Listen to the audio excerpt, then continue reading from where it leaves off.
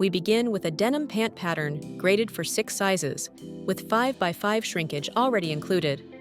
First, we check the piece properties to ensure all pieces are set correctly for quantities, opposite pieces, rotation, and other required settings.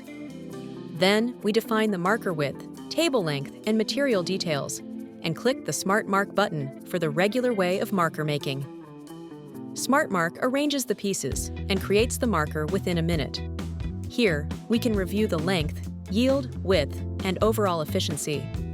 Next, we enhance the marker by applying the Cut Corners feature. We open the global info panel and optimize the pattern contour by selecting and entering the required settings. This allows rounded angles and tighter placement of pieces. After saving the updated file and loading it into TUKAcad, we run SMARTmark again. The new marker is generated, and comparing both versions shows immediate improvements in efficiency and fabric usage. This cut corner marker reduces the marker length to 7 meters and 20 centimeters, giving us a 5 centimeter saving for 6 pieces.